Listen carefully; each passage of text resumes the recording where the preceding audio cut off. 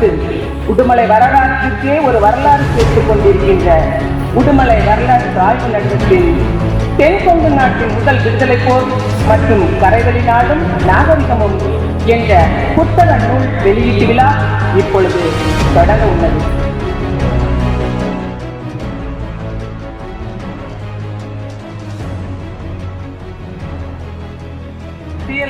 நிறுவனங்களுடைய தலைவர் லோகநாதன் ஐயா அவர்கள் இந்த அற்புதமான நிகழ்விலே ஒரு பொருள் பொதிந்த விழாவினுடைய நிகழ்விலே மேடையிலே வீட்டிருக்கக்கூடிய சான்றோர் பெருமக்களுக்கும் இந்த அரங்கிலே வீட்டிருக்கக்கூடிய சான்றோர் பெருமக்களுக்கும் இந்த விழாவை ஏற்பாடு செய்து சிறப்பாக நடத்தி கொண்டிருக்கக்கூடிய பெருமக்களுக்கும் என்னுடைய மதிய வணக்கத்தை உருவாக்கி கொண்டிருக்கிறேன்.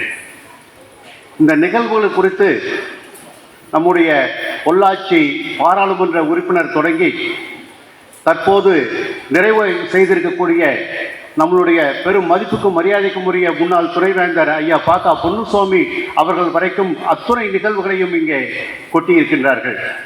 இது ஒரு அற்புதமான விழா. இந்த விழாவிலே நான் ஒரே ஒரு கருத்தை மட்டும் நான் இங்கே பதிவு செய்ய விரும்புகின்றேன்.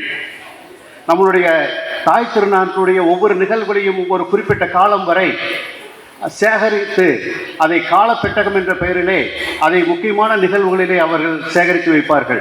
அதுபோல நம்மளுடைய கொங்கு மண்ணினுடைய சிறப்புகளை அதன் கரைவழி நாகரிகங்களை இந்த உடுமலை வரலாற்று ஆய்வு மையம் மிக சிறப்பாக அற்புதமாக பதிவு செய்திருக்கின்றார்கள்.